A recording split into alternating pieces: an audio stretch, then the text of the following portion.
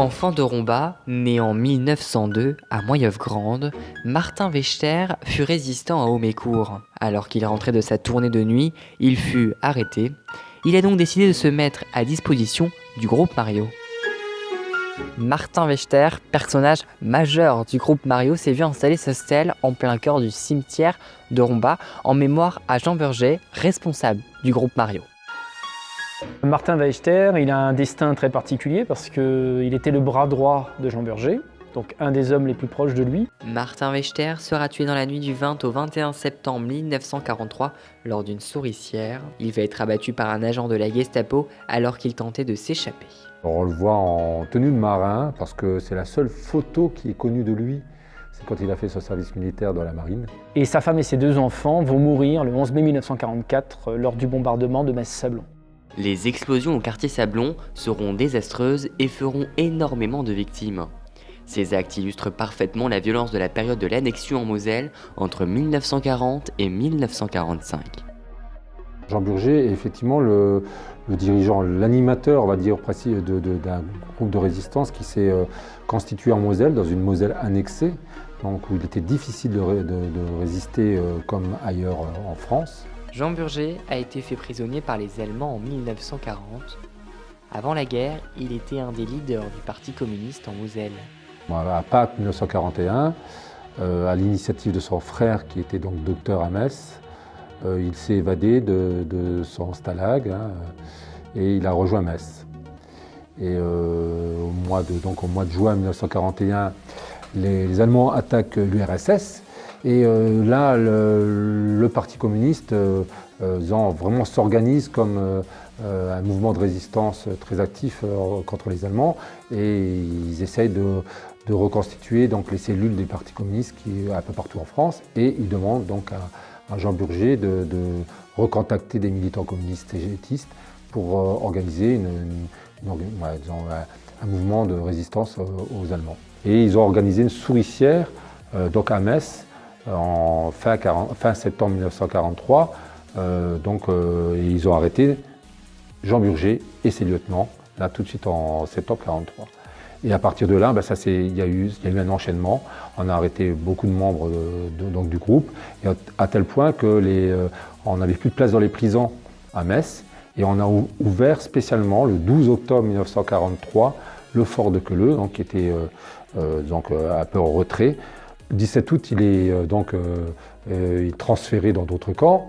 Il a fait plusieurs camps et il finit finalement à Buchenwald, dans son annexe à Nordhausen. Où là, ça va être le 3 ou 4 avril 1945, il y a eu des bombardements alliés dans une caserne où il y avait des déportés qui étaient rassemblés là.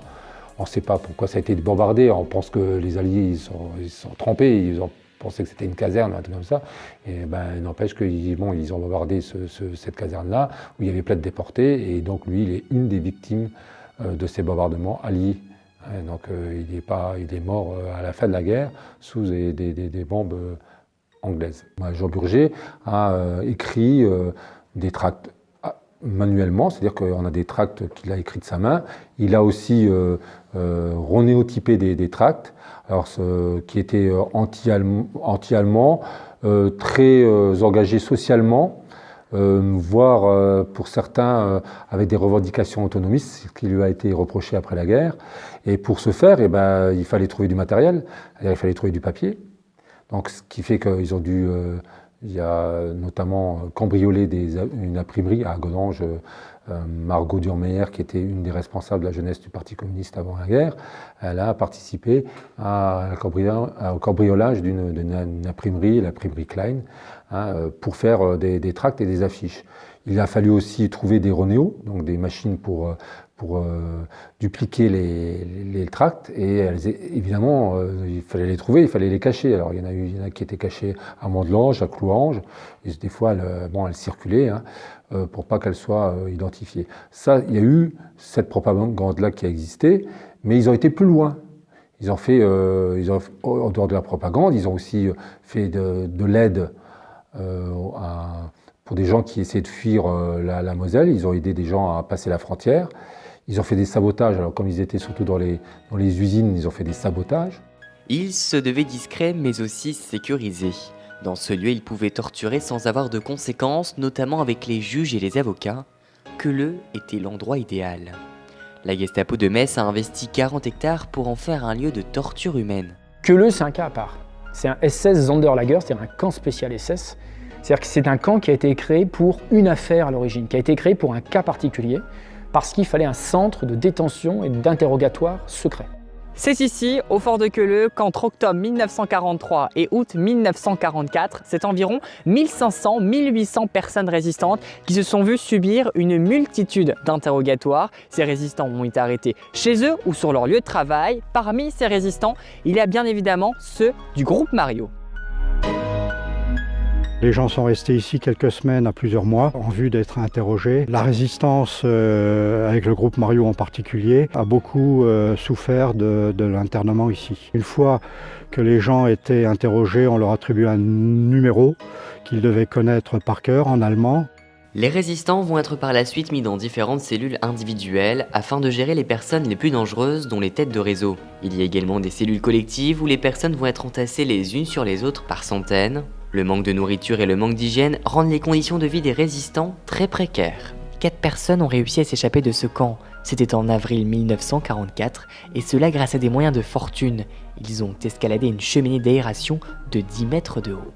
Et à l'issue de cette évasion-là, on réintégrait la résistance pour pouvoir combattre le régime nazi. Les gardiens qui sont à Queuleu, ce sont des jeunes Waffen-SS de 18 ans qui se trouvent dans une caserne de Metz, et en fait leur surveillance à Queuleu, c'est dans leur formation. Car ils font des formations aux armes, ils font des formations militaires, et dans leur temps de formation, ils doivent être gardiens SS à Queuleu. Et c'est des jeunes gamins fanatisés qui vont tuer à plusieurs détenus. Il y a le cas d'un jeune homme qui s'appelait Hans Müller, il avait 18 ans, et qui va tuer plusieurs détenus avec son fusil. Il aura 3 jours de récompense, 3 jours de permission pour chaque personne qu'il a tuée. Donc on comprend tout de suite le rapport. Queuleu, ce sont des ennemis du Reich. On ne va pas les juger parce que si on les juge, on n'est pas sûr d'avoir la peine de mort. Ils ne méritent pas d'être jugés, ils méritent de disparaître dans les camps de concentration. On les torture, il n'y a aucun avocat, pas de contact avec les familles. Ils ont le droit d'envoyer les colis, mais les colis sont la plupart du temps pillés. Et il y a un arbitraire total en fait des gardiens et du commandant du camp qui est une sorte de roi qui a tous les pouvoirs sur les détenus du camp. La résistance en Moselle en doit beaucoup au groupe Mario, dont les membres ont été les victimes de la répression ainsi que de la déportation. Le fort de Queuleu à Metz ou encore même le musée d'Escommémo à Agondange sont des lieux de mémoire incontournables qui permettent de retracer leurs actions.